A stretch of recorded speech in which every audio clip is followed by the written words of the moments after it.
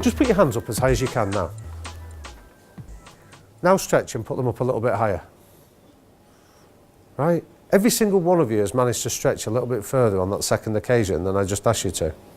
So why didn't you do that first time round? When it comes to developing and retaining the future leaders of the NHS, talent management is essential. And the London Leadership Academy, in collaboration with other partners, has a programme to support and develop the skills involved across the capital's healthcare system. What often stops us is the notion of the psychological cage that does it, because what it means is this. There's a level of expectation. You didn't think that I was asking you to literally put your hands up as high as you possibly could. Or it was the consequences that stop you. The consequence is that, what if I stand on my chair, I look stupid if nobody else does it?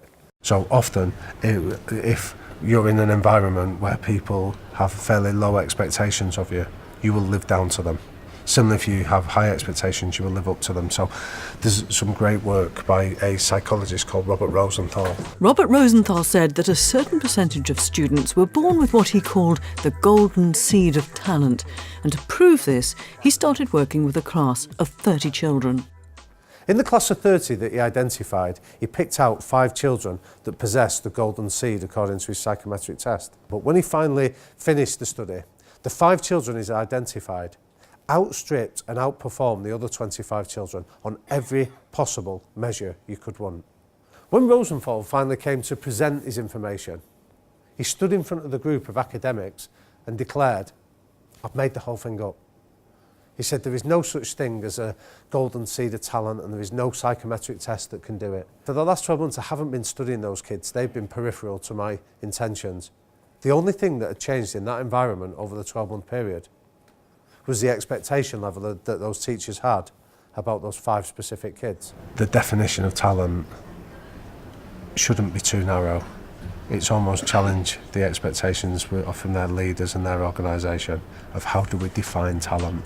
Why is talent management so relevant to the NHS? Gary Mann has over 20 years' experience working with similar organisations. Bringing together 2 massive hospitals. Talent management for the NHS is absolutely critical and fundamental. And the reason I say that is because the majority of the costs in the NHS are people. Some years ago, a Disney Corporation were trying to understand how they add value to their customer offering in their theme parks.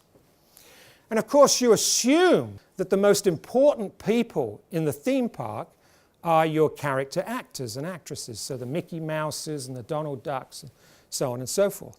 What they found was that when a family comes to Disneyland for the day, they would go to some of the cleaners who were sweeping up and emptying the rubbish bins and saying, "You walking around the park, where are the queues right now?" The cleaners had a real sense of where the queues were and where the queues weren't. That's added value to customers.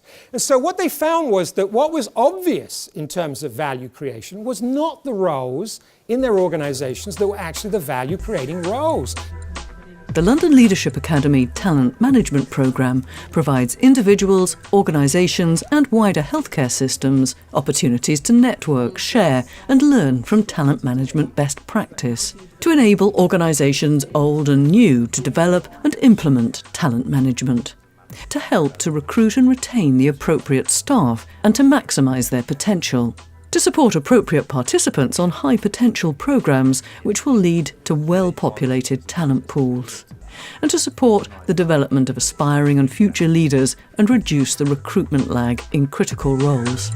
I think when we talk about talent management as leaders, there are 3 levels in which we look at. 1, how do you increase the level of expectation we have for everybody in your organisation about what talent is defined as? Secondly, how do we decrease the consequences and stop it just being the sole reserve of those that possess that so-called natural ability? And finally then, how do we label it?